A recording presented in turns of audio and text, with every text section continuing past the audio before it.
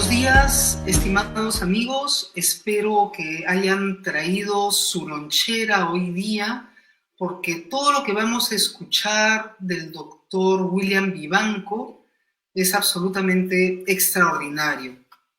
Tengo el placer de presentar al doctor Vivanco hoy día, contarles un poquito sobre él. Él es molinero y eso me da mucho orgullo porque yo también soy molinera. Él ingresó bastante joven a la Universidad Nacional Agraria La Molina y estudió zootecnia en la universidad. Apenas terminó el año 71, o poco tiempo después, él fue invitado por nuestros colegas ecuatorianos de la Universidad de Esmeraldas a integrarse, porque los ecuatorianos dijeron: mira todo lo que tienen en zootecnia los del Perú, en La Molina. Vamos a captar a la gente joven para que venga y nos ayude a construir la facultad y la investigación en zootecnia acá en Ecuador. Así que se fue brevemente a Ecuador, ¿no? Pero tiempo después, la Molina felizmente decidió volverlo a traer al Perú y se convirtió en profesor, un docente en mi universidad. Entre tanto, también tuvo algunos trabajos en la selva, lo que es hoy día el MINAGRI, que es el Ministerio de Agricultura. Tenía en Iquitos una granja de búfalos, ¿no? Donde el doctor Vivanco también comenzó sus trabajos con la realidad nacional. Cuando regresó a La Molina, ya en La Molina existía, él entró como jefe de prácticas, ¿no? del curso de reproducción animal, y ya existía una maestría en producción animal, pero lo que más le interesaba al doctor Vivanco era la reproducción animal, que tiene que ver con la producción, pero es algo específico de cómo un ganadero puede tener más y mejores crías. Y también tiene que ver acá el mejoramiento genético, ¿no? Entonces, el interés del doctor Vivanco desde muy joven estuvo en la reproducción animal. En esa época, el Perú tenía un programa con Estados Unidos que se llamaba el Programa de Rumiantes Menores. ¿Qué animales son los rumiantes menores? Pues son las ovejas, las cabras, o sea, ganado ovino, ganado caprino, y también nuestros camélidos sudamericanos. Entonces venía mucha gente americana, expertos, bajo ese programa internacional que tenía el Perú, y allí el doctor Vivanco, que todavía era, digamos, creo que solo tenía un pregrado, ¿no es cierto? Tuvo muchos contactos y se fue a trabajar con un assistantship a la Universidad de California, a la Universidad de California Pomona. Y así trabajaba en el laboratorio y al mismo tiempo hacía su maestría y luego su doctorado. Luego regresó al Perú y durante 15 años fue profesor en la Universidad Agraria La Molina, llegando a ser profesor principal, y en este lapso él aprovechó el tiempo para irse a hacer muchas pasantías a la Universidad de Cambridge, a Escocia, a Londres, a Cornell, siempre trabajando en reproducción animal, con la visión de obtener las mejores tecnologías, aprender todo lo mejor que tenía cada país para poder traerlo al Perú. Estas pasantías las obtuvo él a través de British Council, es así como podemos salir. En esa época no habían fondos nacionales para los estudiantes de ciencias ni ningún tipo de estudiante, y también con la Organización Internacional de Energía Atómica. Y en una de esas pasantías él tuvo la oportunidad de ir a Australia, al CSIRO, que es el equivalente de nuestro INIA, ¿no? Y ahí realmente fue pues descubrir el mundo maravilloso que es el CSIRO, que tiene científicos de excelencia. Entonces pasó unos 3 meses allí y fue invitado a vivir, a trabajar a Nueva Zelanda, ¿no? Porque Nueva Zelanda ya desde esa época era un país de avanzada. Entonces, tengo que decirles a ustedes algo que hemos estado conversando con el doctor Vivanco hace un rato y que coincidimos mucho. Y es que el futuro se construye. Entonces, si un país quiere cambiar la situación a través del conocimiento y de la ciencia, que es así como se construye el futuro, tiene que tomar decisiones. Y en esa época, Nueva Zelanda decidió cambiar la composición genética de todo su ganado ovino para convertirse en el líder de producción ovina que es hoy día, ¿no? Entonces, él fue invitado a Nueva Zelanda para trabajar en la reorientación genética de ovinos. Y estuvo allí en Nueva Zelanda durante 5 años, donde contribuyó, y no anoté el número, pero me parece que usted produjo más de 48,000 ovinos mejorados que fueron repartidos a los productores neozelandeses, ¿no? Y luego, ya estando allí en Nueva Zelanda, decidió finalmente, terminó su trabajo ese y decidió presentarse a Ag Research, ¿no? Que es el INIA agropastoril de Nueva Zelanda, ¿no? Y allí él se convirtió en el gerente técnico, en el gerente de desarrollo tecnológico de reproducción animal, para hacer cosas como embriones in vitro, pero a gran escala, no 3 embrioncitos, sino embriones in vitro a gran escala, producir terneras ya con sexo predeterminado. Debo decir que el laboratorio, el grupo del doctor Vivanco, clonó la primera vaca, ¿no? Luego de Dolly, su laboratorio fue quien clonó la primera vaca en el mundo.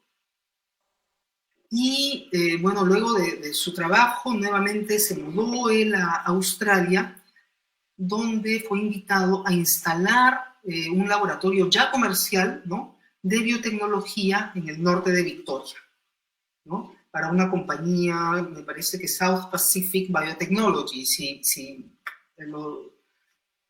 mal no recuerdo. Y bueno, el doctor Vivanco tuvo unos años muy, muy exitosos de aprendizaje, de productividad en el mundo entero y sobre todo en Australia y Nueva Zelanda. Pero su familia estaba un poco dispersa y su familia estaba sobre todo en Perú, así que decidió regresar al Perú ya al final de su carrera científica. ¿Y qué cosa fue lo que vio en el Perú? Lo que vio en el Perú fue que la mayor parte, una gran cantidad de campesinos que vive a más de 3.500 metros de altura sobre el nivel del mar son pobres, 30% son pobres. Y 15% son extremadamente pobres. Y estos campesinos, ¿qué cosa es lo que tienen sobre todo? Tienen praderas altoandinas, tienen ovejas y tienen alpacas. Entonces él vio allí una oportunidad para tener impacto en su país, ¿no? Y él se dijo, bueno, vamos a trabajar en esto, en la mejora genética, y lo mismo que he hecho en Nueva Zelanda, en Australia, voy a ponerlo al servicio de mi país. Poco tiempo después fue invitado a ser parte del INIA, donde concibió el Centro Nacional de Biotecnología Agropecuaria y Forestal, el CENBAF, pero allí se dio cuenta pues que nuestro país todavía no conoce la frase "el futuro se construye", ¿no? Y que cada vez van cambiando las personas y cada persona que entra, no solamente al INIA, sino en general, viene con sus propias ideas a veces peregrinas, ¿no? Que no resultan para nada y cambian las cosas. Entonces es muy difícil, y doy fe, avanzar en el Estado. Se requiere una toma de decisión, se requiere mucho consenso y trabajo. Entonces decidió formar una compañía en el Perú, ¿no? Pero una compañía especial, una compañía que trabaja con campesinos, que trabaja con pequeñas, con medianas empresas, que trabaja con comunidades, también trabaja con grandes empresas ganaderas, ¿no? Sobre todo hoy día él trabaja con alpacas y con ovejas, ¿no?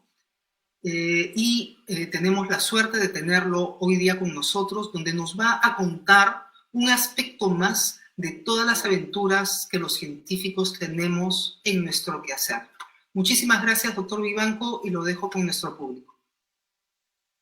Buenos días con todos. Muchas gracias, doctora Gisela Orjeda, por la invitación y por su tan generosa introducción.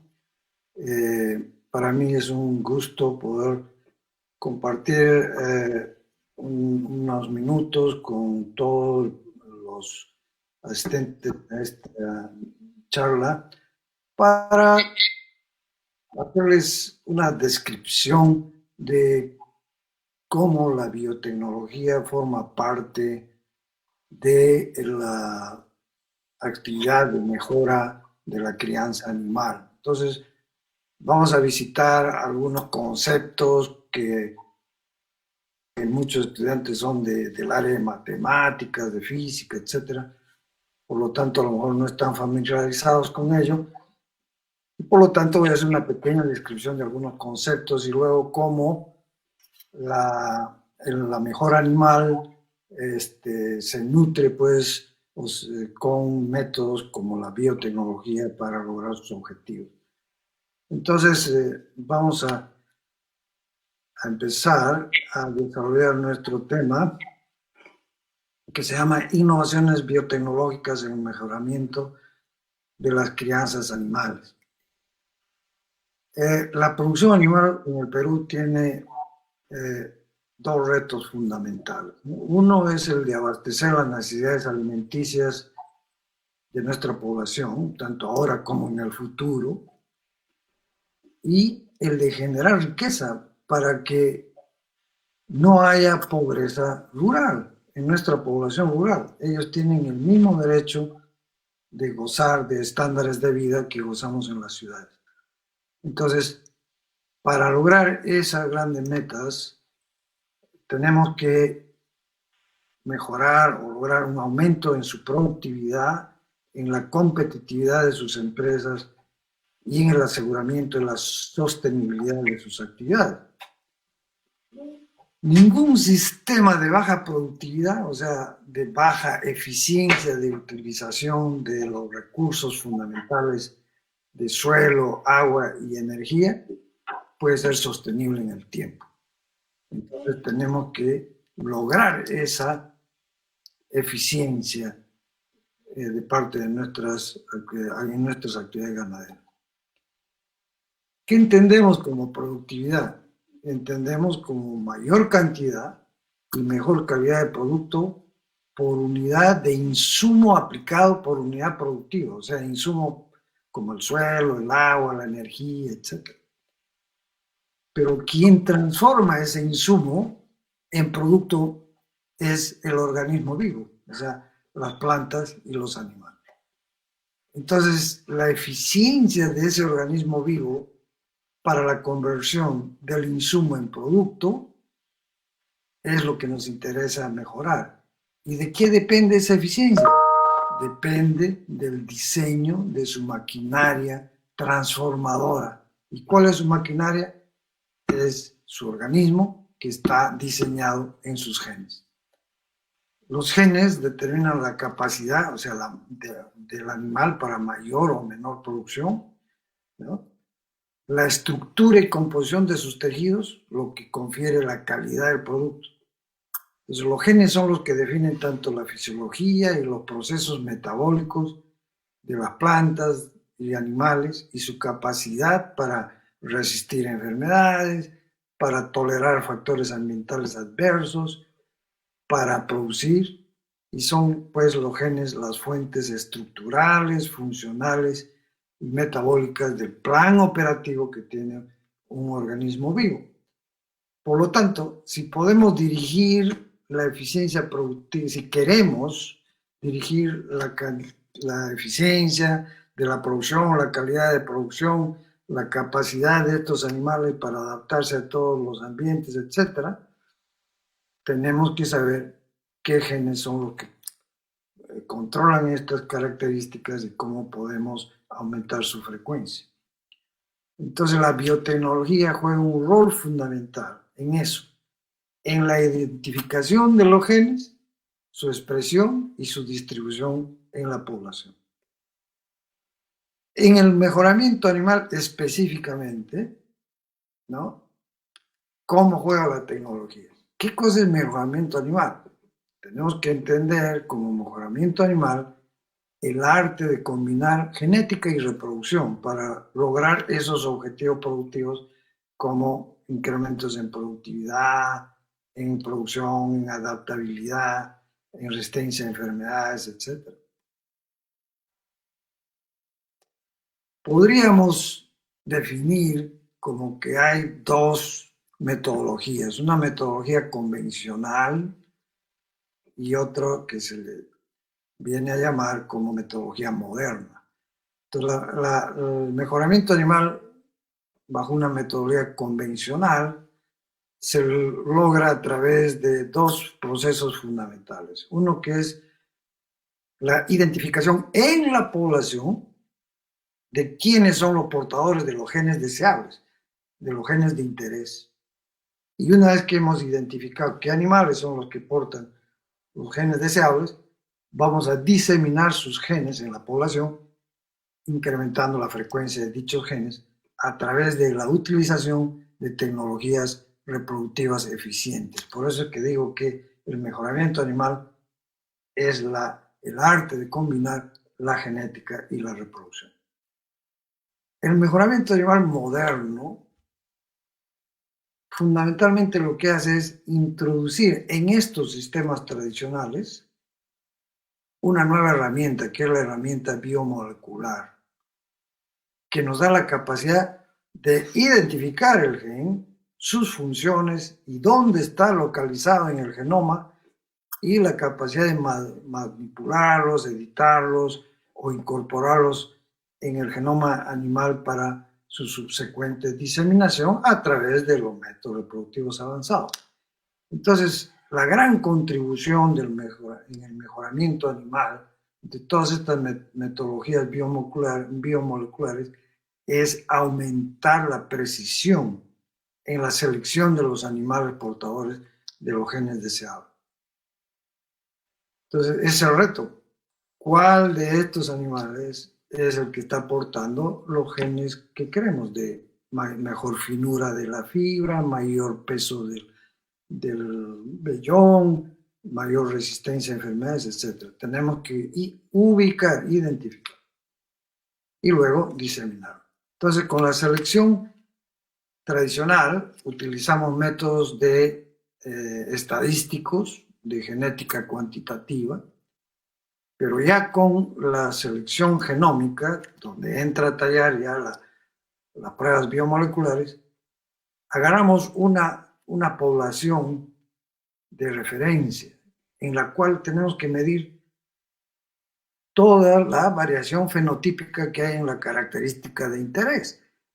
Pero además obtenemos muestras de estos animales para determinar su genoma.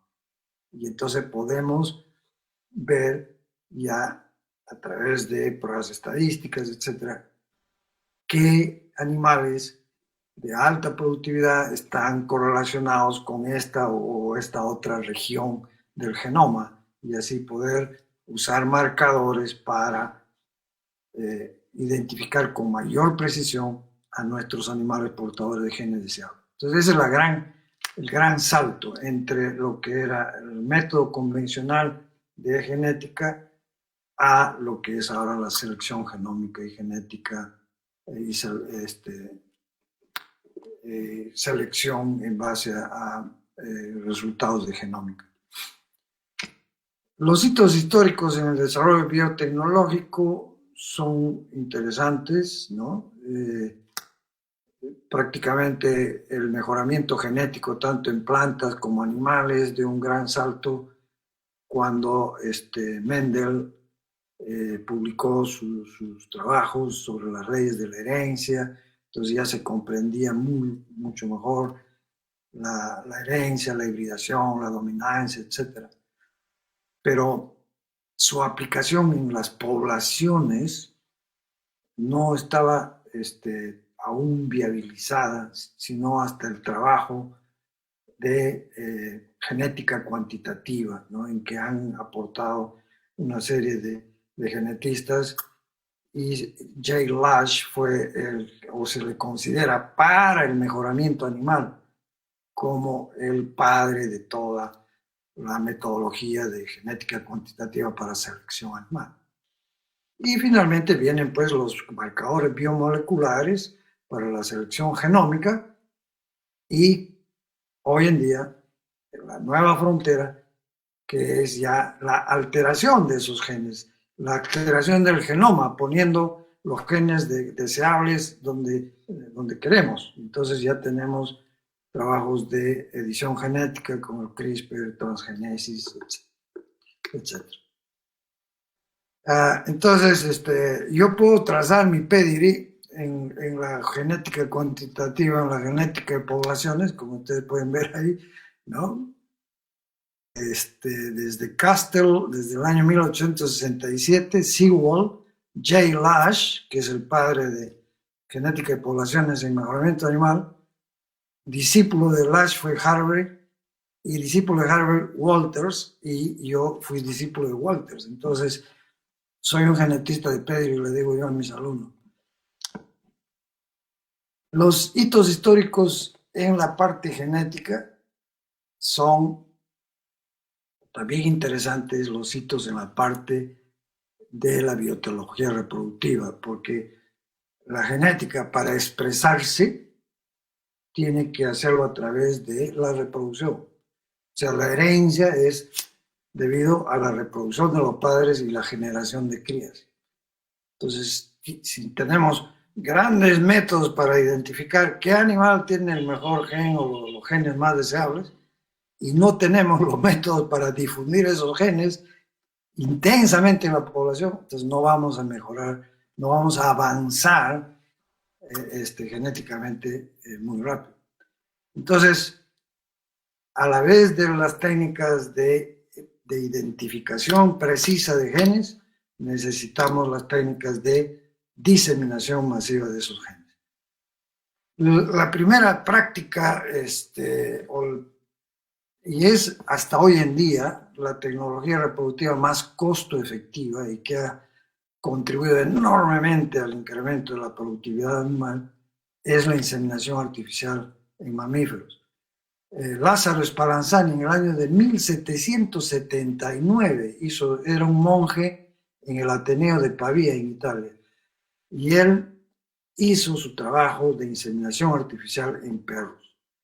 Publicó sus resultados, y hay una frase extraordinaria en su publicación en la que dice: mi mente llena de admiración y estupor no tiene otro pensamiento que el amplísimo porvenir que con tales resultados se abre a la reproducción animal. Esto en el año de 1779. Y tenía todita la razón. En Estados Unidos, en los años 40, 50, el promedio de producción de leche era de 3.000 kilos por vaca, campeona.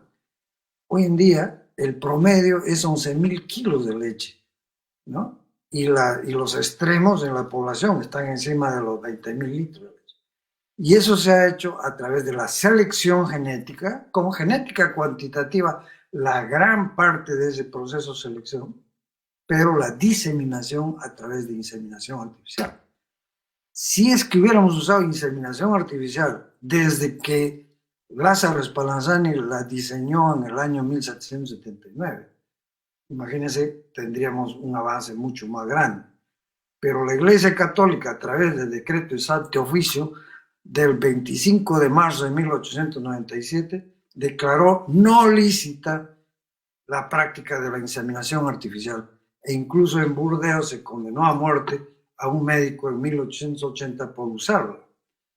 Entonces, recién a partir del año 1950 es que comienza a usarse la inseminación artificial en la reproducción de los animales y en la asistencia a parejas, digamos, con infertilidad, etc.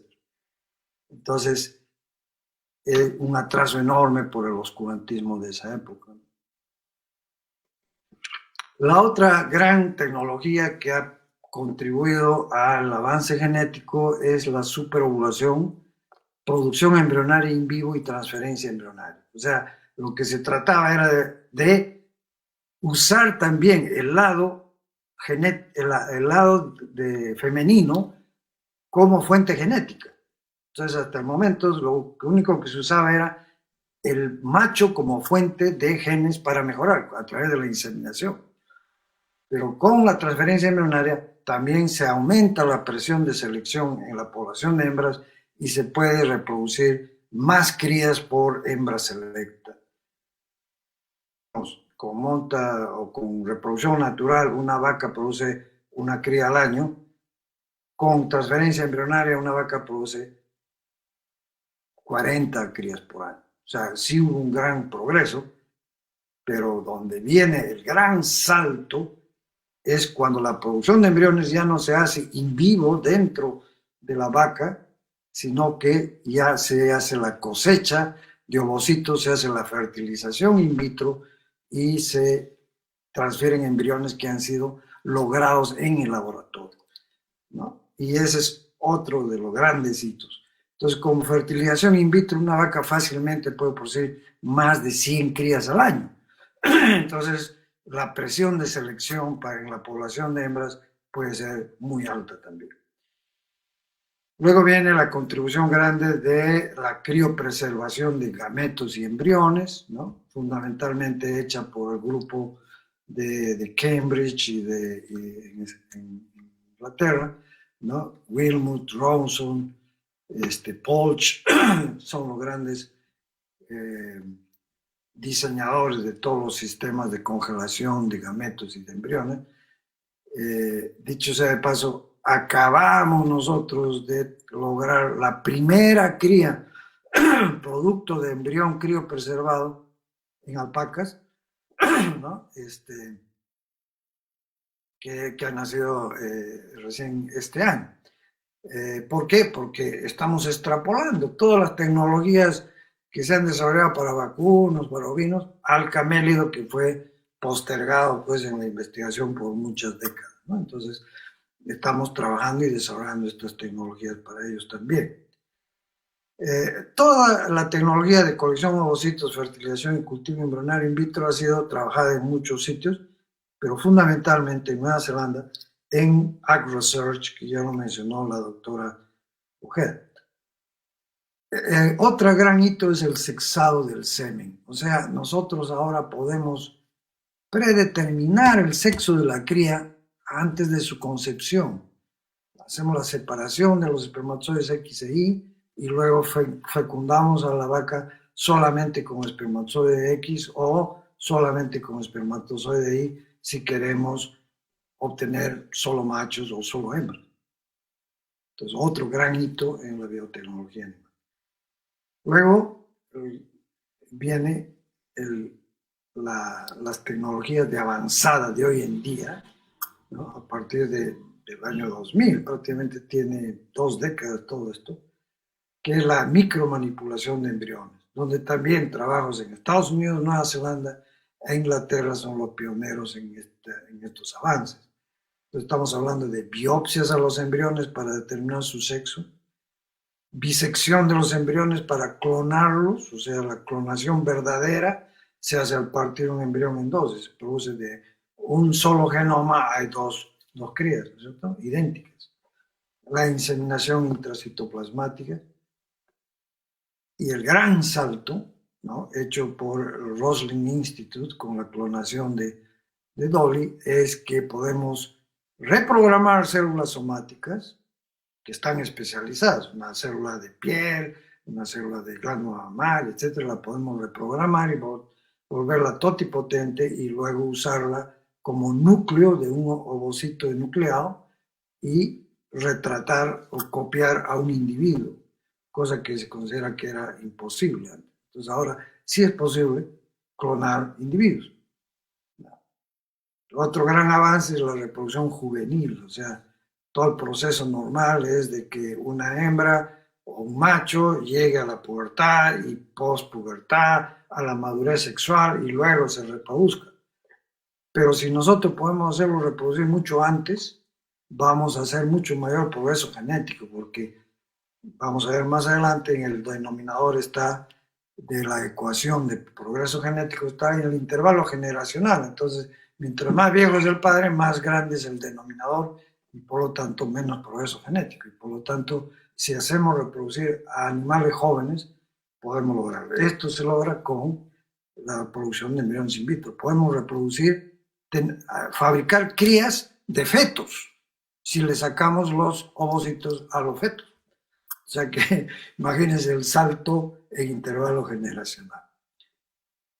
La técnica más reciente, la producción de quimeras, o sea, mezclamos blastómeros, o sea, las células embrionarias de un embrión, de un individuo y otro embrión y las mezclamos con fines genéticos y esto se puede hacer no solamente con embriones de la misma especie, sino incluso con especies afines. Lo vamos a ver ahorita más adelante. Y finalmente el uso de células madres o stem cells en la reproducción. Entonces, todos estos son los hitos fundamentales que se han logrado a través de la ciencia, de la tecnología, en las biotecnologías reproductivas. Pero lo interesante es cuánto hemos avanzado en el uso de toda esa biotecnología en el mejoramiento animal acá en el Perú.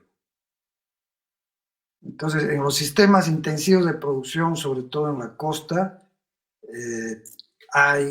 se usa la inseminación artificial en vacunos, en cerdos, en equinos y en ovinos. Pero en vacunos es menos del 1% de la población y en las otras especies en menos del 1% de la población. Entonces es totalmente incipiente. La transferencia embrionaria la usamos fundamentalmente en mi compañía como método de reorientación genética en ovinos, pero su nivel todavía, su nivel de uso todavía está bajo. Hemos creado capacidades en el INIA, en algunas universidades y en la empresa privada para hacer micromanipulación embrionaria, bisección, clonación, etcétera, que les voy a poner algunos ejemplos en unos minutos, ¿no?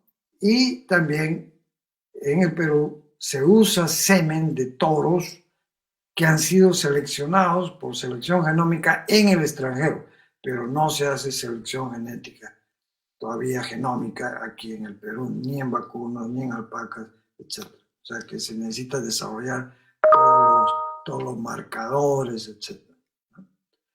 Estas son algunas vistas del desarrollo tecnológico para la inseminación artificial en alpacas, desde el diseño de la vagina artificial, el maniquí y la colección de semen, las técnicas de inseminación usadas en alpacas, ¿no? Todos estos trabajos los hacemos in situ en las granjas de los ganaderos. Todos estos trabajos son en el Fondo Malchini de la Mitchell en Puno, ¿no? Donde hemos desarrollado un laboratorio in situ y también tenemos nuestro laboratorio, digamos, itinerante que llevamos nuestros equipos. Entonces hemos desarrollado todas las técnicas de producción seminal, las técnicas de inseminación, las técnicas de colección embrionaria, ¿no? In vivo, como ven ustedes acá, esto es sistema in vivo por cateterización cervical, ¿no? La clasificación de los embriones, su manipulación y su trasplante, y también el proceso de congelamiento embrionario que, como digo, acabamos de lograr crías. Estos son los métodos quirúrgicos de transferencia y también tenemos métodos no quirúrgicos, son crías de alpacas nacidas por transferencia embrionaria. Esto es a 4.200 metros de altura en las alturas de Malchini. Pero así como hemos desarrollado el sistema in vivo en alpacas, estamos desarrollando el sistema in vitro. Los primeros embriones producidos a nivel mundial por tecnología in vitro en alpacas, ¿no? Lo hemos hecho con mi grupo y con el 7 de la Universidad Agraria de La Molina en trabajo conjunto, ¿no? Y ahora se viene ya desarrollando todo el programa para reproducción de las mejores alpacas por método in vitro. Y esta es la alpaca que acaba de nacer y hemos hecho la publicación en Frontiers in Veterinary Science. El 3 de diciembre ha salido la publicación. Esta es la primera alpaca nacida en el mundo por vitrificación de embrión, ¿no? Y luego su transferencia. Así como hemos trabajado en alpacas, venimos trabajando en ovinos con las comunidades. Entonces, esto, por ejemplo, es en la comunidad de Casampampa. Primero le explicamos a todos qué es lo que se va a hacer, incluso contratos reproductivos para que ellos entiendan, firmar el acta de compromiso, etc. Y aquí ellos están supervisando el trabajo que se hace con sus ovejitas, ¿no? Entonces, una participación de la comunidad para que entiendan el beneficio de la tecnología. Estamos transfiriendo embriones de la raza Duni Merino de Australia, importados de Australia, ¿no? Que tienen una finura de 17 a 19 micras y un peso de vellón de 6 kilos de la lana, mientras que sus huachas de la comunidad tienen un diámetro de fibra de 30 micras y pesa 1,5 kilos el vellón. Entonces, imagínense el salto en 5 meses que nace la cría, ya tiene una población totalmente mejorada, ¿no? Estos son transferencias de embriones aquí en la costa, de otra raza, una raza lechera de ovejas para la producción de leche. Esto es en la empresa privada, en Láctea, y esto es en la comunidad de Yanacancha, en Junín, donde también participan los comuneros en en el trabajo técnico para hacerse dueños, digamos, del conocimiento y tener confianza en la biotecnología. Son las crías nacidas en la comunidad de Catac, en Huaraz, de ovinos Duni y ovinos frisones, de embriones traídos de Australia. Y la otra parte del trabajo es la formación de capacidades técnicas de alto nivel. Entonces, en la compañía Sembrio de Láctea, en Virú, hemos hecho toda la transferencia tecnológica para la colección de ovocitos de las vacas y la producción de embriones in vitro. Se ha diseñado el laboratorio, se ha equipado el laboratorio y se ha entrenado a su personal. Entonces, esta es una foto de mi laboratorio en Nueva Zelanda con producción de embriones in vitro, donde esta vaca ha producido en 60 días 21 crías, ¿no? Obviamente ella no ha gestado la 21, porque muchas veces me han preguntado, ¿y cómo hace la vaca? No, o sea, se produce el embrión in vitro y se transfieren a la receptora. Entonces, la vaca es la donante del ovocito, ¿no? Entonces, una vaca en vez de producir una cría al año, está produciendo más de 100 crías al año por sistema in vitro. Esto es en Nueva Zelanda, pero eso lo hemos transferido tecnológicamente al Perú, y este es en Láctea, en Virú, una vaca que tiene acá 16 crías en 60 días, ¿no? Entonces, está trabajando ya en el campo.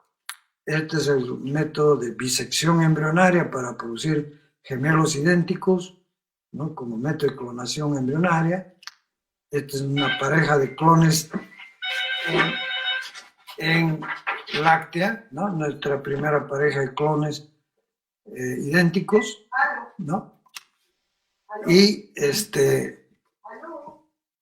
es ya hecho por ellos mismos. O sea, estos clones hemos hecho como en el proceso de transferencia tecnológica, pero estos otros ya son trabajo de los laboratoristas y personal técnico de lácteos. O sea, ya está la tecnología transferida.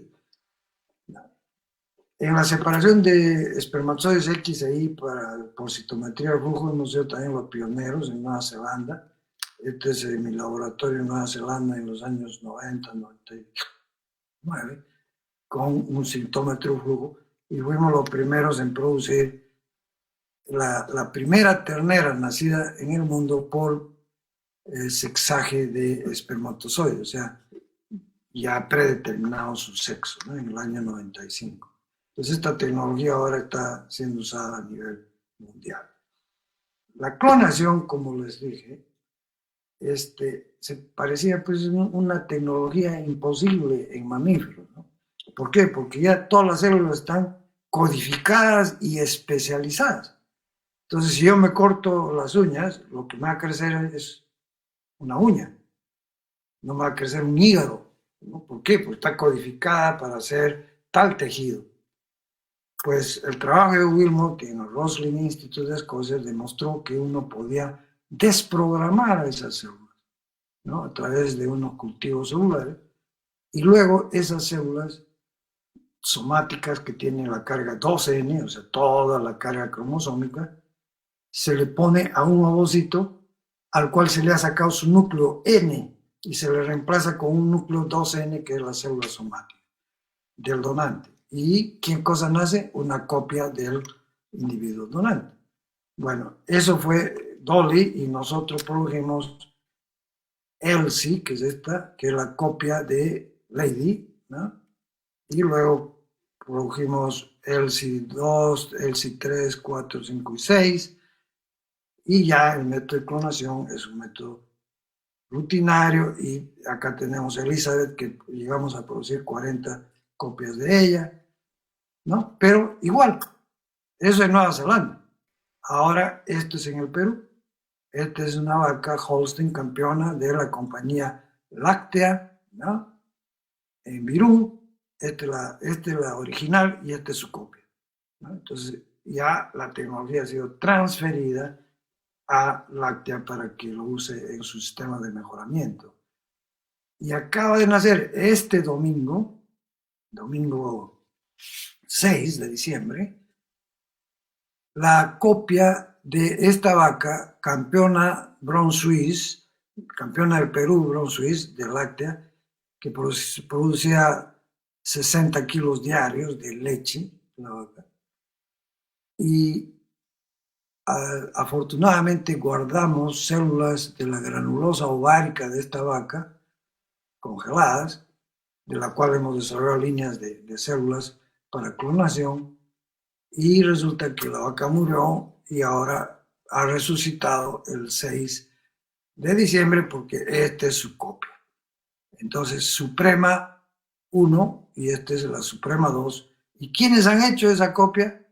Estas niñas, ¿no? Erika, Alayo, Giovanna Bustamante y Marisela Alvarado, que son chicas egresadas de la Universidad de Trujillo como biólogas, empleadas por Láctea, entrenadas por Vivanco International, y también entrenadas con pasantías afuera. Erika ha ido a una pasantía a Buenos Aires y Giovanna a una pasantía en Italia, donde investigadores relacionados conmigo para que mejoren sus técnicas, etc. Entonces, eso es lo que está sucediendo en el lado de la clonación.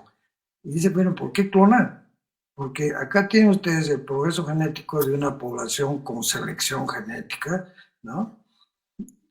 Y si yo agarro en un momento determinado y clono al mejor individuo de esa población, entonces este mejor individuo lo clono y fabrico 40, 50 animales, resulta que todos estos van a tener el nivel de producción de este mejor individuo.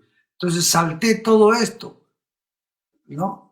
Salté todo esto, que no lo voy a alcanzar con la selección genética tradicional, sino pues hasta dentro de 3 o 4, 5 años. Entonces estoy saltando genéticamente, haciendo saltos genéticos sucesivos cuando hago clonación. Pero también hago clonación para, por ejemplo, utilizar, en vez de inseminación artificial en la puna, que es los terrenos agrestes, los animales muy nerviosos, no se los puede llevar a los bretes, etc. Bueno, este gran carnero lo clono y tengo 20 carneros que son el mismo, que está haciendo reproducción en monta natural en varios paddocks. Igual el caso en el vacuno de carne, etc. O sea, el gran potencial de hacer copias de machos probados de alto nivel genético para que trabajen en campo y monta natural. Entonces, hay muchas aplicaciones de la clonación, ¿no? Igual, este es un toro de alto registro, de gran nivel genético en Nueva Zelanda. Entonces hicimos 3 copias de este toro, ¿no? Y en vez de producir 10.000 dosis de semen al año, produce 30.000 dosis de semen al año. Entonces, esa es la aplicabilidad de la clonación. Y también hemos diseñado, y es un trabajo que hice con mi grupo, que fue el primero a nivel mundial también, reproducir embriones. O sea, bueno, este es el embrión y lo transfiero, hay 50% de probabilidades de que nazca la cría, ¿no? Pero no, pues, ¿para qué lo voy a transferir? Lo voy a clonar a ese embrión cuando está al estadio de Morgan. Entonces, ¿cuántas células hay ahí? Hay 64 células en el embrión. Bueno, cada una de esas células las voy a hacer transferencia nuclear a ovocitos enucleados, o sea, ovocitos a los que le sacado el núcleo. Y entonces produzco de un embrión 60 embriones, todos del mismo sexo, etcétera, y del mismo nivel genético. Entonces, es otra de las grandes aplicaciones de la clonación a través de clonación embrionaria. Pero igual que en el caso de la inseminación, el oscurantismo siempre saca las uñas. Entonces, este es un torito clonado por mi gran amigo Cesare Galli en Italia. Este es el toro original y esta es la copia, el Galileo. Le puso Galileo como una premonición, porque también lo metieron preso al pobre Galileo, igual que a su famoso tocayo. Resulta de que el gobierno, el Papa dijo que la clonación era no licere también, no hizo ninguna bula papal, pero sí comentó a la prensa. Entonces el presidente de Italia declaró ilegal hacer clonación, pero Galileo ya estaba nacido y estaba en una feria, así que los carabinieri se lo llevaron preso a él y al doctor Galli, ¿no? Entonces pueden entrar a la internet y preguntar por el caso de Galileo, van a ver toda la historia. Entonces igual, la clonación también fue presentada como práctica satánica, etc. Y hubo un bajón, pero ahora ya ha vuelto nuevamente a trabajarse y entonces eventualmente se convertirá en una técnica mucho más rutinaria. La clonación es fundamental para la multiplicación de los animales transgénicos, porque obtener un animal que esté expresando el transgen en el órgano preciso, en el nivel adecuado, etcétera, es un proceso larguísimo. Pero una vez que lo obtuvieron, lo clonan. Entonces pueden fabricar todo un rebaño de copias de ese animal transgénico. O sea, es una técnica fundamental para ir acoplada con la técnica de transgenesis. Entonces son los proyectos que tenemos en ejecución. Nuestros proyectos pendientes es, bueno, intensificar obviamente la diseminación genética usando las tecnologías que ya hemos validado y optimizándolas, extrapolar las tecnologías que hemos desarrollado a los alpacas, ¿no?, a los camélidos, plantear nuevas estrategias para acelerar el progreso animal y desarrollar y aplicar otras tecnologías de punta que permitan seguir avanzando la productividad animal en el país. Entonces, para eso tenemos la reproducción de juveniles, ya les he mencionado, mientras más joven el donador del ovocito, pues menor intervalo generacional, o el donador del semen. Pero claro, me dirán, oiga, pero ese animal que es prepúber todavía no tiene producción de leche, no se sabe cómo va a ser. Bueno, ahora con las pruebas genómicas sí se sabe.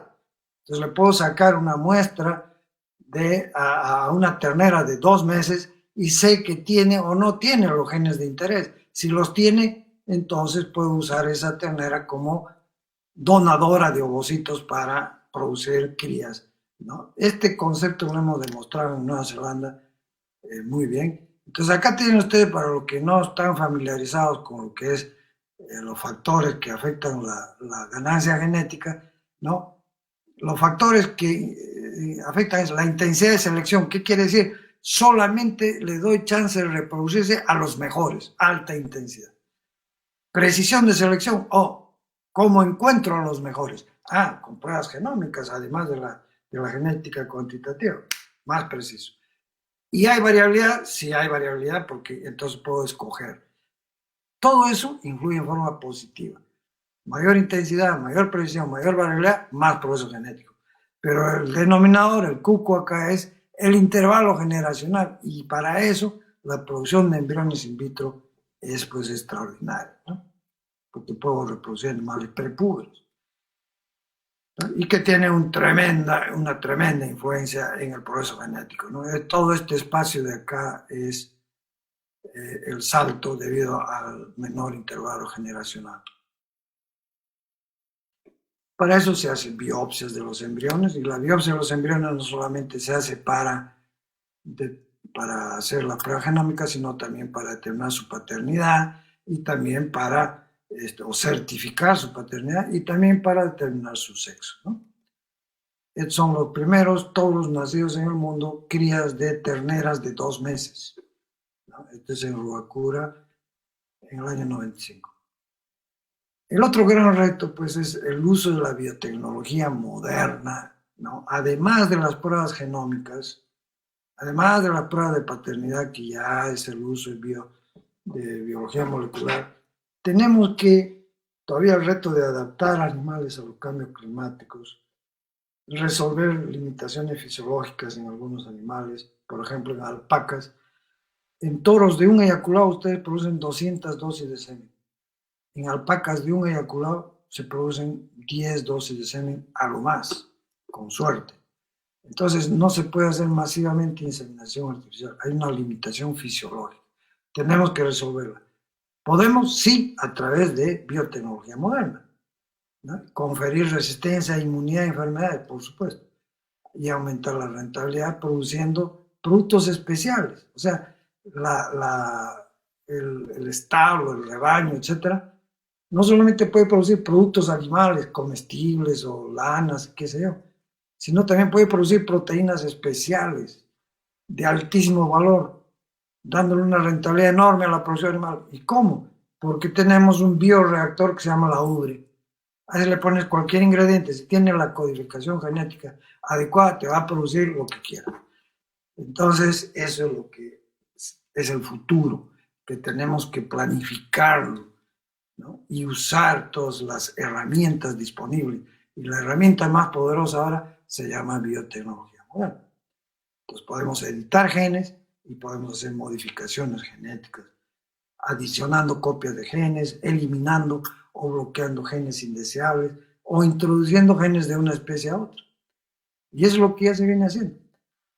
Y la edición genética con el CRISPR, ¿no? O sea, acaban de darle el premio Nobel a las 2 señoritas que han diseñado, digamos, el CRISPR-Cas9 y lo han aplicado, etcétera. O sea, eso nos muestra la importancia que le da el mundo entero a esta tecnología de edición genética, ¿no? Y nosotros, en vez de reaccionar y abrazar la revolución, la nueva revolución, que es la revolución biotecnológica, nos mandamos una ampliación de la ley de moratoria. O sea, hasta el año 2035 no podemos participar de todas estas tecnologías. Es increíble, es realmente increíble, ¿no? El CRISPR, pues, ha sido usado en muchas formas ya en la producción animal, ¿no? Esta es Alison Van Even, genetista australiana, produce machos, fenotípicamente machos, pero son genéticamente hembras. ¿Y por qué? Porque simplemente le ha añadido el gen SRY, ¿no? A los embriones de hembra, y este gen bloquea la expresión genética de del fenotipo de hembra y solamente macho. Entonces, ¿para qué sirve eso? Bueno, puedes producir novillos, el 100% de tu producción es novillos para carne. O sea, es una aplicación. Ahí hay aplicaciones también de cerdos inmunes a virus, ovejas con mayor longitud de mecha, con vacas mochas, etc. O sea, son resultados ya del uso de CRISPR. Pero hoy una técnica que nosotros estamos preparándonos en mi compañía y que ya hemos mandado a uno de nuestros jóvenes científicos a pasantías en Nueva Zelanda y en Uruguay, utilizando tanto becas o financiamiento de FINCIT, o perdón, de PENIA, como de organismos internacionales, es para aprender el CRISPR y la producción de quimeras. ¿Por qué? Porque es una tecnología extraordinaria. Mis colegas de Ruacura, ¿no? Uno de los jóvenes investigadores, el doctor Bjorn Obak, que justamente se quedó al cargo del laboratorio que yo conducía, él ha hecho este trabajo que le llama la producción de transmisores absolutos. Entonces tenemos aquí un macho, tenemos embriones para producir machos, pero estos embriones están editados porque se les ha quitado el gen para la expresión de epitelio germinal del testículo. Entonces estos embriones editados, ¿no?, son de carnero, pero no tienen ese gen para la expresión de epitelio germinal del testículo. Y acá tenemos otros embriones de otro macho genéticamente superior, que queremos clonarlo, y estos embriones sí tienen el epitelio, el gen para el epitelio germinal del testículo, no se les ha quitado. Entonces, cuando mezclo los blastómeros de ambos y fabrico o reconstruyo un embrión, cuando necesita la codificación para el epitelio germinal, ¿de dónde la va a sacar? De este embrión rojo, ¿no es cierto? Entonces, yo puedo tener cualquier animal sin un nivel genético importante, etcétera, etcétera, ¿no?, produciendo semen de otro individuo, ¿no? Esto ya se había hecho anteriormente bombardeando testículos con radiación gamma y inoculando epitelio germinal de otros machos, etcétera. Pero esto ya es una cosa menos invasiva, porque está al mismo nivel embrionario y de mucho mejor resultado. Entonces ya tienen ellos carneros produciendo 10 carneros produciendo semen de un individuo diferente a ellos, y esto se puede hacer, y es lo que están haciendo ahorita ellos, de que hacer quimeras de carneros con toros. Entonces esos carneros van a producir semen de toro, y eso ya está prácticamente en ejecución. Entonces a nosotros nos interesa sobremanera. ¿Por qué? Porque he dicho yo que esta vicuña, estas alpacas, nos dan una cantidad ridícula de semen, muy poca cantidad de semen y de baja concentración.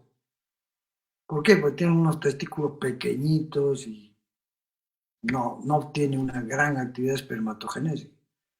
Pero ¿qué pasa si yo a estos carneros con una gran masa testicular les pongo el código de epitelio germinal de alpaca o de vicuña y produzco semen de vicuña o de alpaca en los carneros? Entonces puedo resolver esta limitación fisiológica. Entonces, esta es una de las cosas que queremos hacer, y por eso hemos mandado a nuestros muchachos a especializarse un poco en CRISPR y quimerismo. Esperemos que tengamos la suerte de conseguir financiamiento.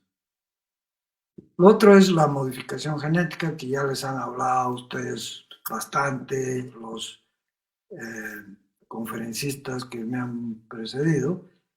Y es pues toda una técnica de ingeniería genética para incrementar copias de genes de la misma especie y aumentar su expresión, eliminar genes para evitar su expresión, o transferir genes de una especie a otra, incorporando características que no existen en esa especie.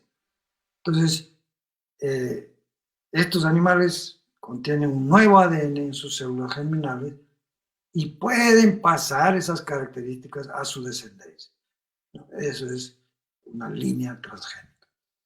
Entonces podemos mejorar la eficiencia de producción, podemos producir proteínas especiales o incluso órganos que no tengan rechazo, y eso es la xenotransplantación que se viene trabajando fuertemente en el laboratorio, por ejemplo, del doctor Cesare Galli en Cremona, en Italia. Ellos están produciendo órganos humanos o de no rechazo humano en cerdos.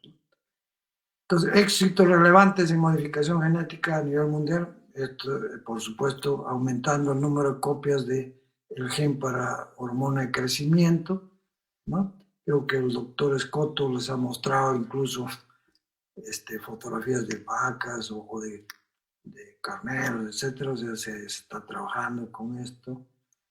Este es ya comercialmente, ya la FDA ha aprobado la trucha o el salmón transgénico, ¿no?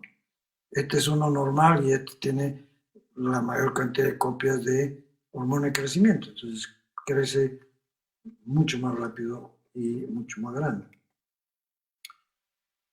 El targeting secuencial para eliminación de genes es otra práctica que se usa, y ya en este momento hay en Estados Unidos, ¿no?, terneros que son clones, ¿no? Porque, como decía, una vez que obtienes un embrión transgénico, lo clonas, pues lo multiplicas para que te nazcan el mayor número de individuos transgénicos.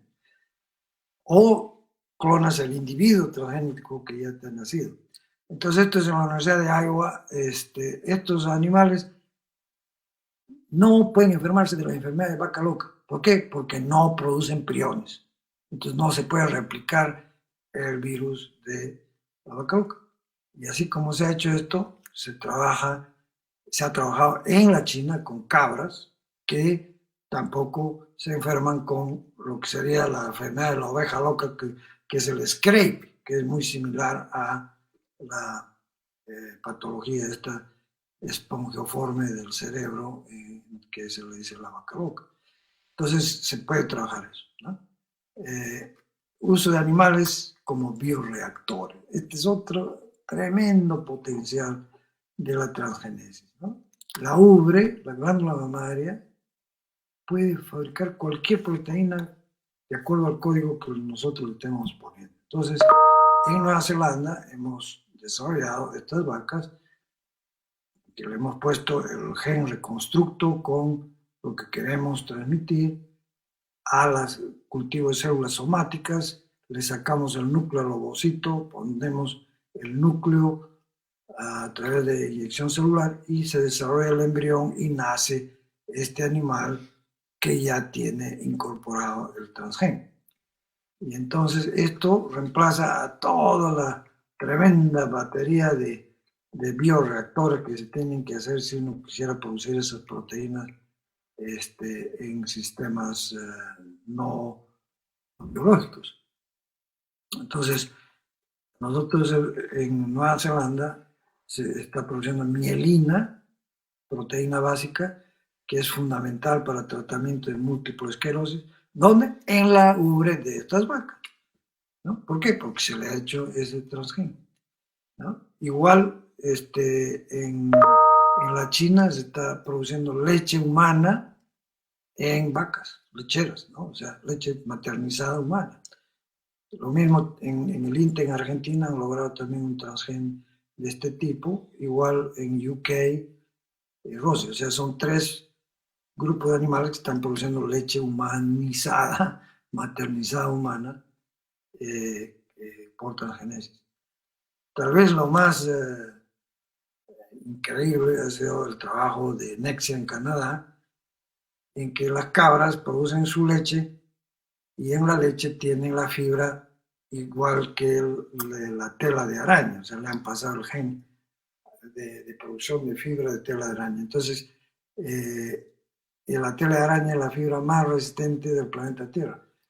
y entonces se hacen una serie de productos, ¿no? Hasta chalecos antibalas, etcétera, ¿no? Con esta fibra. Entonces, de lo que tendría que tener millones de arañas, tienes un rebaño de 30 cabras que te producen igual cantidad de fibra. O sea, el incremento de la calidad nutricional de la leche, estos son todos clones que tienen mayor cantidad de genes para producción de caseína en la leche. Entonces ya estos son cuando estaban pequeñas, ahora ya están grandes, están en lactación, ¿no? Y producen la leche, ¿no? Mucho más rica en caseína y por 3 veces más caseína que la leche normal. Entonces, para fabricar 1 kilo de queso, en vez de usar 10 kilos de leche, usa 3 kilos de leche. Estos corderos que son totalmente resistentes a nematodos, y así, esos son los principales éxitos en la aplicación de transgenesis en animales. Las otras tecnologías que están en desarrollo, pues son la producción de células eternas como método para reproducir los animales, o sea, un nuevo método de clonación, que ya lo han demostrado los chinos, ¿no? Porque cuando uno fabrica las stem cells, ¿no? Las desprograma. Justamente lo que hacemos para clonar un individuo que con células somáticas, ¿no? Podemos continuar y producir células madres. Y esas células madres, en medicina, por ejemplo, una aplicación es que si un individuo tiene una quemadura y tiene todo destruido el epitelio, se le siembran las células madres y van a regenerar ese epitelio destruido. ¿Por qué? Porque la célula madre dice, estoy en tal tejido, entonces me comporto como célula de epitelio. Y bueno, lo que han demostrado los chinos es que al poner stem cells en el útero de las ratonas, las células han dicho, soy blastómero, estoy en el útero, y se han formado embriones y nacido individuos a través de stem cells. O sea, en el futuro podría ser otra forma de clonación, ¿no? Entonces, todo eso es lo que está. Hemos mencionado el senotrasplante, ¿no? Que está también de gran futuro, porque cada vez hay menos donantes de órganos y es muy difícil conseguir los órganos de riñones o corazones, etcétera, para salvar vidas humanas. Ahora están produciéndose cerdos transgénicos con órganos que no van a ser rechazados por el humano. Entonces, las aplicaciones biotecnológicas en el mejoramiento animal y en las aplicaciones de su producción son enormes.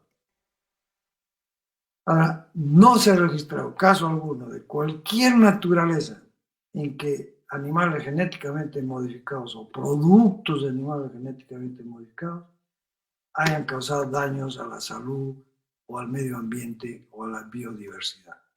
Entonces, hay muchas noticias falsas, pero uno debe guiarse solamente por lo que está publicado en journals científicos que son revisados por los pares, o sea, por los investigadores, aprobados y están indexados.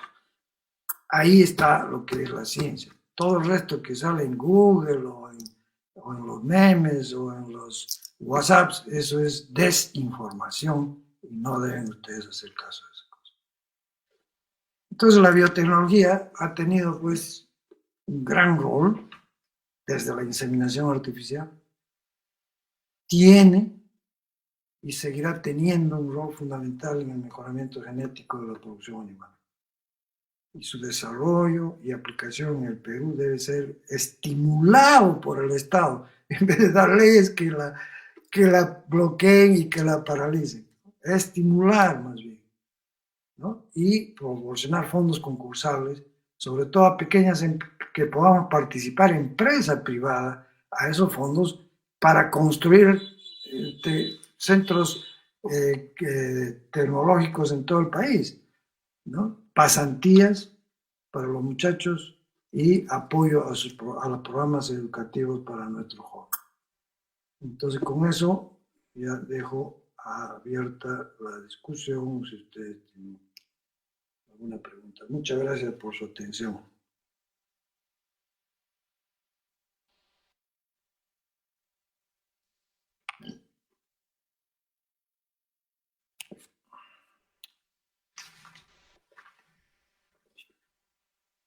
Doctora, tiene el micrófono apagado. No deje de compartir, por favor, doctor Vivanco. ¿Ya? ¿Necesitan el PowerPoint o sí? Déjelo en el PowerPoint. Lo dejo en el PowerPoint. ¿Ya? Doctora, tiene el micrófono apagado. ¿No? Muchísimas gracias, William, por tu presentación iluminadora de todo el trabajo que has hecho y de la utilidad de estas técnicas para el Perú, ¿no? Para la disminución de la pobreza y para que podamos convertirnos en una sociedad del conocimiento, ¿no? ¿Por qué, después de escucharte, yo quisiera saber, no comprendo, ¿no? De repente tú que estás mucho más en el campo que yo, trabajando con agricultores, con campesinos, pequeños ganaderos, etc. ¿De dónde viene el rechazo? ¿Los pequeños ganaderos rechazan estas tecnologías? ¿De dónde viene este rechazo generalizado hacia la biotecnología? ¿Dónde lo ves? En el campo, el ganadero, el pequeño ganadero, el miembro de comunidad, etcétera, está ávido de abrazar tecnologías que uno les demuestre que trabajan, ¿no? Entonces, falta un trabajo mucho más intensivo de órganos como el INIA, por ejemplo, o las universidades, para involucrar a los ganaderos en los trabajos que hacen experimentales a nivel de campo, etcétera, y que ellos puedan ver que sí funciona. Entonces, si ven que sí funciona, adoptan la tecnología muy rápidamente. Entonces, está faltando fuertemente mecanismos en los cuales se involucre a los ganaderos en ver los resultados de las investigaciones, etc. Pero, ¿qué vas a mostrar si no haces nada? Ese es otro gran problema, ¿no? En que la investigación científica no está financiada por el Estado. O sea, entonces es un círculo vicioso. No tienen nada que mostrar al campesino porque no pueden hacer ninguna investigación y así van dando vueltas y vueltas en círculo. Esto de los fondos concursables ha permitido de que uno pueda trabajar en el campo con ellos. Entonces han habido fondos para semilleros, por ejemplo, ¿no? Con el PENIA, o sea, semilleros tanto de plantas como de animales, y fondos para hacer investigación aplicada, digamos, en el campo. Entonces, ese tipo de fondos, en que, bueno, no solamente pueden usar esos fondos las universidades y el INIA, sino también los grupos privados que trabajan en investigación y desarrollo tecnológico, trabajarlos en el campo con los ganaderos. Y fundamentalmente con participación de los agentes agrarios. O sea, en el Perú, en cada distrito, se supone que hay un agente agrario. O sea, un individuo empleado por el Ministerio de Agricultura o la región para que esté asistiendo técnicamente a los ganaderos de su distrito, que debe conocer con exactitud quiénes son y qué cantidad de ganado tiene cada uno, etcétera. Pero ese agente agrario tampoco no tiene financiamiento ni siquiera para ir con una bicicleta a visitar a la gente. O sea, hay un abandono de todos los sistemas de extensión. Y por lo tanto la tecnología, la demostración de la tecnología no llega al campo. Entonces, en todos los proyectos que nosotros trabajamos, nosotros invertimos mucho tiempo en primero demostrarles que sí trabaja, ¿no? Incluso organizamos pasantías de individuos de una comunidad a otra en la que hemos trabajado y ya tienen sus corderitos, y ya tienen sus, para que se convenzan de que así es. Entonces, una vez que ellos ven que hay resultados, abrazan la tecnología inmediatamente. Ahora, que hay un montón de cuervos, los hay, ¿no? O sea, sobre todo profesionales que no tienen el nivel adecuado para ser profesionales. Y entonces están ahí deambulando por el campo, prestando servicios, usando tecnologías de hace 50 años, etc. Entonces, cuando uno va y le habla de transferencia embrionaria al ganadero, va el profesional que va a hacerles pues sus visitas de vez en cuando y le dice que no la use porque va a esterilizar a sus vacas o sus ovejas. Entonces, hay un problema a nivel de las universidades. O sea, la reforma universitaria que exige que sean PhDs y que sean másters, etcétera, en las universidades de todo el país, eso debe cumplirse. Y para que se eleve sustancialmente el nivel de la gente que sale de la universidad y que trabaja en el campo. Definitivamente, William. Y acá lo que tenemos que hacer es una transformación de los concursos de entrada para profesores a las universidades públicas, ¿no? Y privadas también en general. Así es. Camila, no sé si tú tienes alguna pregunta. Camila es matemática. Sí, buenas tardes, profesor. Un gusto haber estado acá presente en toda su presentación. De verdad, muy entretenida. Bueno, más que una pregunta, era una curiosidad. Nos comentaba respecto a las clonaciones que se habían hecho en diferentes vacas en otros países, y creo que acá también se llegó a hacer uno. Me acuerdo que cuando estaba leyendo la información sobre clonación de Dolly, se comentaba de que ella tuvo una etapa de vida corta. Quisiera saber si en estos estudios que ha estado realizando, estas crías ampliaron su etapa de vida, y dónde podríamos encontrar esa información, ¿no? Para también darla a conocer, difundirla. Creo que eso era por el largo de los telómeros, ¿no, Willy? ¿No, William? Sí, es interesante ese punto, porque ha sido, digamos, esgrimido por mucha gente como que la clonación pues produce animales envejecidos y que van a morirse muy rápido. Es cierto de que el clon de Dolly, de la oveja, tenía telómeros más cortos de lo normal. Es cierto, ¿no? Es también cierto de que conforme uno va envejeciendo, los telómeros de nuestras células también tienden a ser más cortos. Entonces de ahí es que dicen, bueno, estos nacieron viejos. Ese fue un caso exclusivamente de Dolly. No se ha vuelto a observar ese problema en ningún otro de los clones, por lo menos en los que hemos producido nosotros, tanto en Nueva Zelanda como acá. Y por otro lado, tampoco está relacionado con la longevidad del animal, porque normalmente una oveja, su vida media en la chacra, en la granja, es de 5 años. Entonces, en todas las granjas se reemplaza anualmente un 20% de las madres. Entonces, al 5.º año de producción, se va al camal, está descartada, la saca.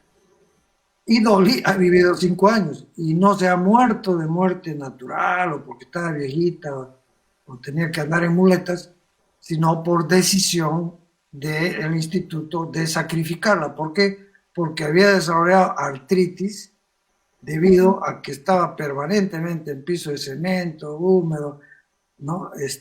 No estaba realmente suelta en el campo, porque si lo soltaban en el campo, los anticloning podían hacerle daño, etc. Entonces, son una serie de hechos, pero que se han interpretado erróneamente. Entonces, no hay una relación de la clonación con menor vida promedio.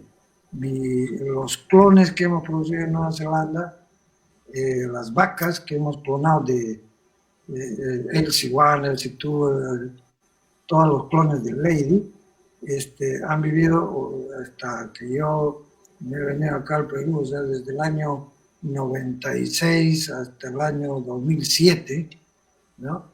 Y las he dejado vivitas, no sé si siguen todavía.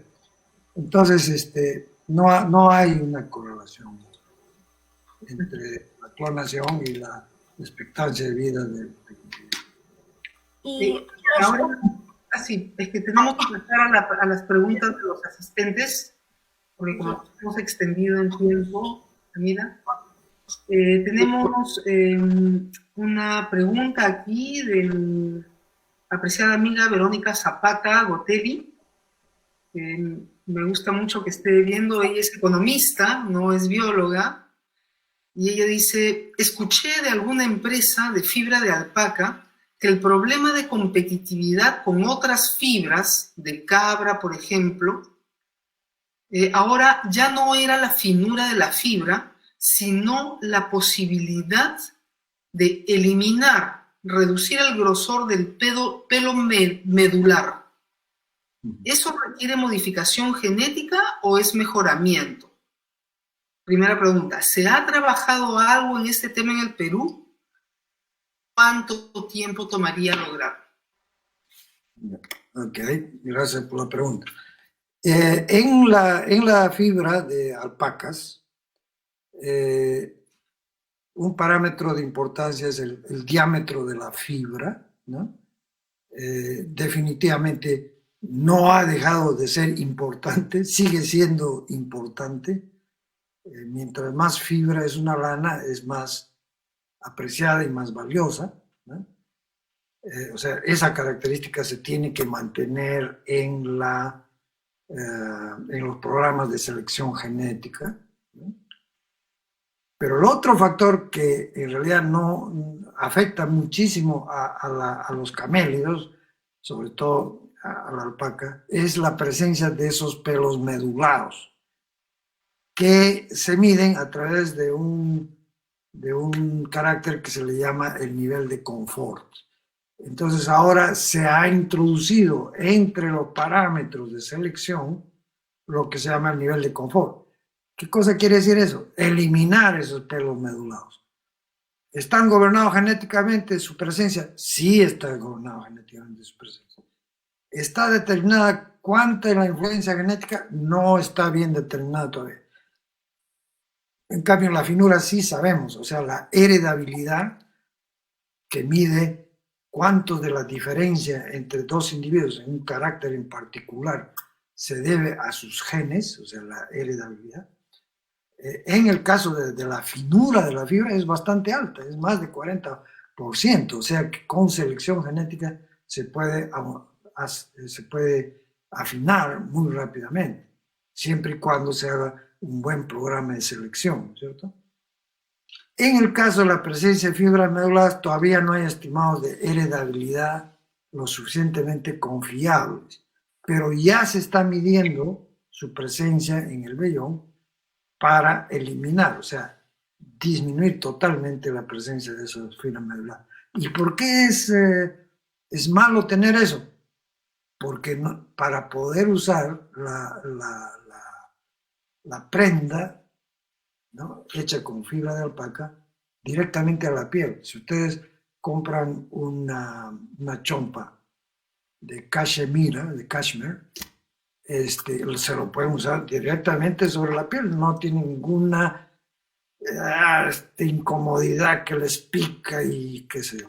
¿Por qué? Porque han seleccionado fuertemente por ese factor de confort, y además la venta que hacen del cachemira la hacen eliminando por un proceso industrial, ¿no?, todas esas fibras meduladas. Entonces, en la alpaca se tiene que hacer eso.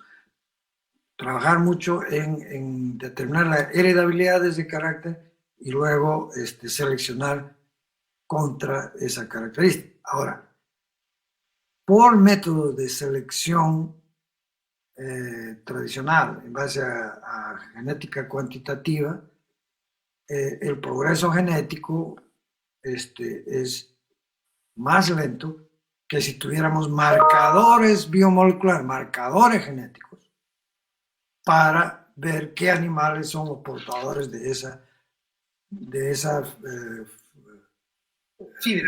fibra medulada y eliminarlos, o al revés, cuáles son los que no tienen y multiplicar su descendencia. Entonces, sí, es un carácter genético, se puede seleccionar y ojalá desarrollemos pues marcadores biomoleculares para hacer la selección. Camila, ¿y hay otra pregunta? ¿La tienes? Sí. La siguiente pregunta es de Renato Daniel Latorre. Agradece por su presentación y él quisiera saber si se considera potencial útil el uso de estas técnicas biotecnológicas para fines de conservación y o rescate de las especies animales silvestres en peligro de extinción en el Perú. ¿Cuál es su posición? Fantástico, muchas gracias por la pregunta. Sí, debido a cuestión de tiempo, no he presentado una serie de trabajos en cuanto al rescate y multiplicación de especies en extinción. Un trabajo que es urgente, inmediato, SOS, es el rescate del guanaco. El guanaco andino nos queda menos de 3.000 animales. Entonces estamos llegando a una población ya prácticamente en riesgo de extinción. Pero, ¿por qué se va a extinguir? Simplemente por nuestra propia incapacidad y estupidez, ¿no es cierto? Porque los camélidos sudamericanos todos tienen el mismo número cromosómico. Y es más, se pueden hibridar entre ellos, o sea, una llama se puede cruzar con un guanaco y produce una cría viable. Y así como se pueden hibridar, pueden gestarse el uno al otro. Entonces, nosotros ya hemos demostrado, tanto mi grupo como otros grupos acá en el país, que podemos producir embriones de alpaca, hacerlos gestar por llamas y van a nacer alpacas 100% de madres nodrizas llamas. Entonces podemos hacer igual, podemos producir embriones de guanacos, hacerlos gestar por llamas y van a nacer guanacos 100%. Ahora, ¿por qué no lo estamos haciendo? Porque necesitamos pues todo un centro dedicado a eso, sobre todo para desarrollar el sistema de producción de embriones in vitro de camélidos, porque cosechar los ovocitos y el semen y hacer la fertilización in vitro con animales silvestres va a ser un poco complicado. Pero si nosotros podemos desarrollar el sistema in vitro, entonces podemos cosechar una vez a la semana, una vez al mes, ¿no?, sin mayor problema. Podemos anestesiar a los animales y cosechar el semen y los ovocitos. Pero producirlos in vivo es más problemático. Entonces, sí hay la capacidad tecnológica para hacerlo, se puede hacer, y lo que se necesita son los programas específicos para desarrollarlo. Como no hay criadores de animales silvestres, de guanacos, entonces la responsabilidad ahí es directamente en las manos del INIA, ¿no?, el Estado, para trabajar con un programa de rescate. Entonces, igual que en el caso del guanaco, tenemos otras especies, ¿no? El jabalí, por ejemplo, en la selva, podemos producir embriones in vitro y gestarlos en marranas y que las marranas críen esos jabalíes, etc. O sea, se puede hacer transferencias entre especies afines para lograr rescatar animales en extinción. En realidad, la vaca Lady que clonamos nosotros en Nueva Zelanda era la última vaca de su raza, de la Enderby Island.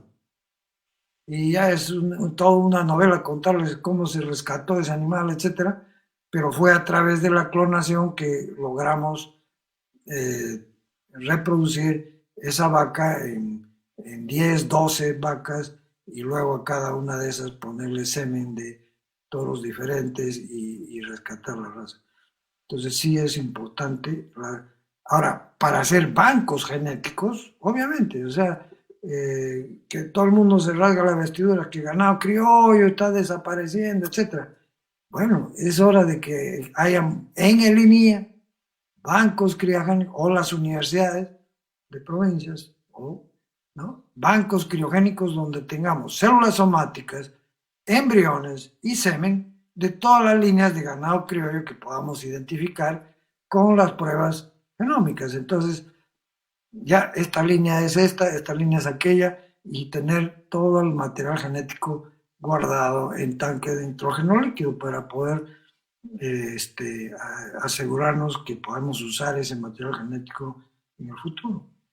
Porque si lo dejamos en manos de los campesinos, era el campesino que sea un conservador de la genética, porque al costado su vecino tiene vacas bronces que producen 15 litros, 20 litros por día, y tú que estás al costado eres criador de ganado criollo, entonces usted es muy sagrado, no mezcle esa vaca criolla con nada y siga produciendo 3 litros diarios. O sea, no le puedes hacer que el campesino cargue el costo de la conservación de ese recurso, sino que ahí tiene que entrar el INIE, el Estado. Claro. Muchísimas gracias, William. Escuchándote, me regresa a la mente las palabras de este monje, ¿no? De 1700, el que hizo la primera inseminación artificial.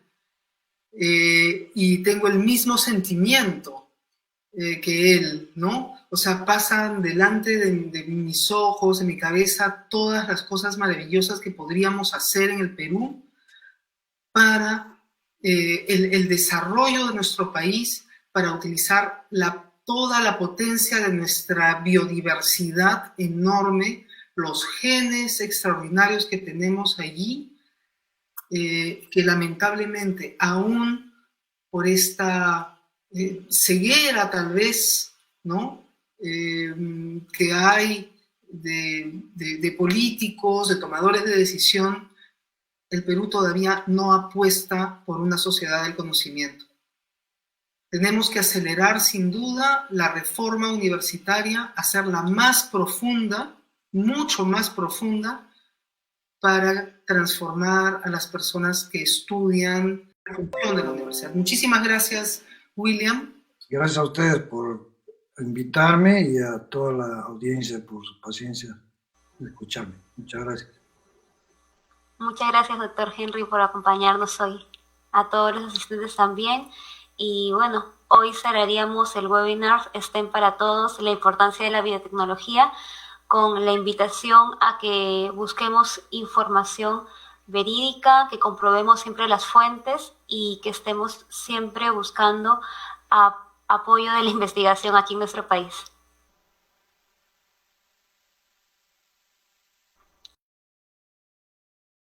Bueno, nos estamos despidiendo. Ya acabó, ¿no?